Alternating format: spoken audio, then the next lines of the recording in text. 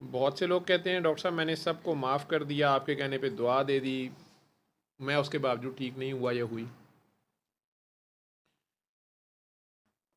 लेकिन सूरह रहमान से मेजॉरिटी के रिज़ल्ट्स हमें मिल जाते हैं। लोगों को ना मेरे तक आना पड़ता है। बहुत से लोग मुझे बताते भी हैं कि हमने इतने साल पहले सुना फ़लाँ काम के लिए हमें अल्लाह ने शिफा दे दी, लेकिन अब हम फंस गए हैं और अब हम आपको ढूंढ रहे हैं। वो मैं फिर पूछता हूँ कि आप ये मुझे बताएं कि आप जब ठीक हुए थे सूरह रहमान सुनने से, क्या आप आगे लोगों को बताते रहे? नहीं। खुद पानी के साथ 3 बार अल्लाह पानी दुआ सुबह दोपहर शाम करते रहे, थोड़ा अरसा की थी भूल गए। इतनी बड़ी मसला या बीमारी या सिचुएशन बता रहे होते हैं जो आज से 5 साल या 4 साल या 2 साल पहले थी। मैं कहता हूँ अगर इतनी आसानी से आप छूट गए थे तो आप भूल कैसे गए, मुझे नहीं समझ आता। तो चलें, आप ज़ुबान की ज़कात देते रहते, आप ख़ुद आगे बताते रहते मेरे से मिलना तो ज़रूरी नहीं था। और अब आप सुन रहे हैं लेकिन अब आप कहते हैं अब नहीं हो रहा। फिर दूसरी पार्टी वो होती है जो कहती है कि मैंने तो सबको माफ़ कर दिया, मैं तो हो सकता है आपको कोई नहीं माफ़ कर रहा। आप ज़रा ज़्यादा ही नेक बन गए, इतनी आसानी से छूट गए थे। आपने कहा कोई नहीं, अल्लाह का भी वीक पॉइंट पता चल गया, यदि मखलूक नू माफ़ करो तो अल्लाह छोड़ ही देता है। तो अल्लाह का तो कोई वीक पॉइंट नहीं होता। अल्लाह अगली बार आप कहीं पकड़े जाते हैं, आप जुल्म कर बैठते हैं, फिर आपको कोई नहीं माफ़ कर रहा होता। तो एक पार्टी तो ये होती है। दूसरा, कुछ लोग ऐसे होते हैं, जैसे पिछली बार ये सवाल बहुत आया है बार बार मेरे मैसेजेस में, वो साहब जो आए हुए थे जिन्हें पीएन का एसोसिएटेड वास्कुलाइटिस था, बाईपास सर्जरी हुई थी, गुर्दे फेल हो गए थे और सारा कुछ, कि उन्हें डॉक्टर साहब आपने शाम में कलंदर क्यों सुनने को कही, हम भी सुन लें उन सारे उधर। तो मैं कहा नहीं यार, मैं सूरह रहमान ही आप लोग सुने। आप अल्लाह से कहें कि या अल्लाह मेरी नेकियां दे के उस बंदे के दिल में रहम डाल दे जो मुझे माफ़ नहीं कर रहा, ये कर लें। इन्हें लंगर दे देना, ये जा रहे हैं तो कुछ भी दे दो इन्हें, ठीक है। काफ़ी लोग इसमें से भी निकल जाते हैं, दुआ मांग लेते हैं, कुछ फंस जाते हैं, कहते हैं लो जी मैं अपनी नेकियां क्यों दवा। मैंने जी आपने जुल्म किया हुआ है तो कंपनसेशन में अपनी नेकियां दें। आप अल्लाह से कहें कफ़ारे में मेरी नेकियां दे दें और उस बंदे से मुझे माफ़ी ले दें,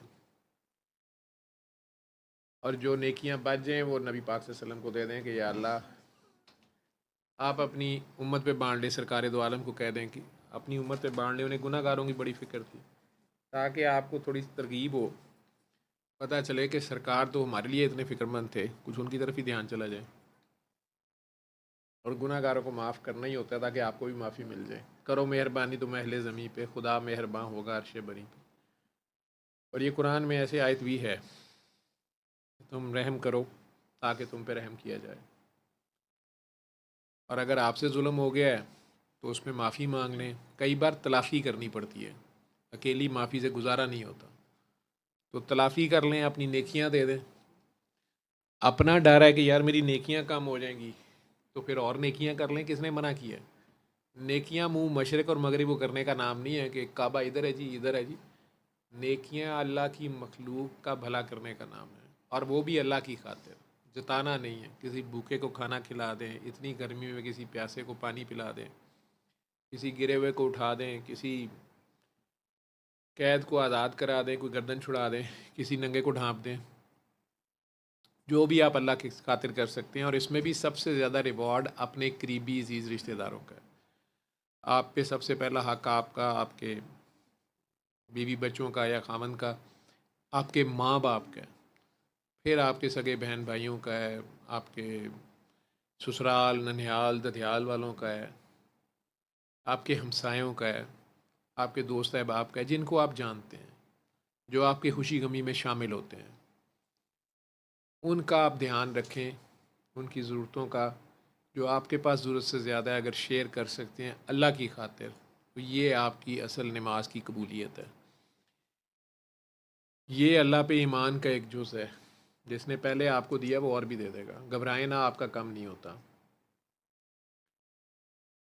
किसी का हक पे साथ देना है तो दें, अपनी जान माल औलाद इज़्ज़त जो भी आप शेयर कर सकते हैं। ये है इस्लाम, जो अंदर से फूटता है, लेक्चर शेक्चर से नहीं होता।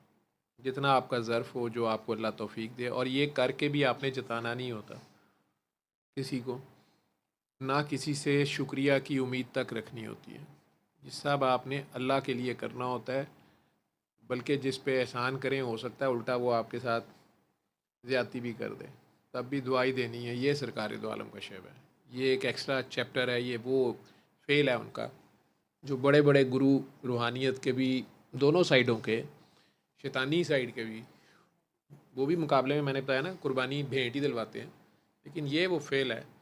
ये वो 361वां पर्दा है सरकार ने जो उठाया है रब का, ये आइसिंग ऑन द केक है। इसलिए वो इमामुल अंबिया हैं उसकी पहचान के सफ़र में। और फिर इतना ज़्यादा उसकी मखलूक के लिए हैं कि अर्श पे गए हुए वापस आ गए हैं। हज़रत इदरीस अलैहिस्सलाम नहीं वापस आए आज तक, ठीक है, उन्होंने तो उत्थे जाके चौकड़ी मार ली, कहा ना मैं नहीं जानता।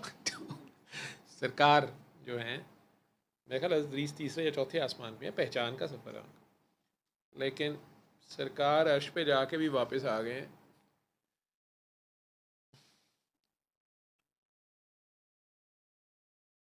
अल्लाह कहते ही रह गया यार और करीब आ और करीब आ, ने कहा नहीं मेरी उम्मत पीछे रह गई मौला। वहाँ पे भी हम जैसों का फिक्र है उन्हें। और हमारे लिए ये आखिरी दम पे भी यही कह रहे हैं इसराइल से कि नहीं पहले मेरी उम्मत का पूछो, ठीक है। और रो रो के दुआएं करते रहे हैं। आखिर में काकियों का ध्यान रखने का भी कह गए हैं, ये काकियाँ बड़ी जालिम।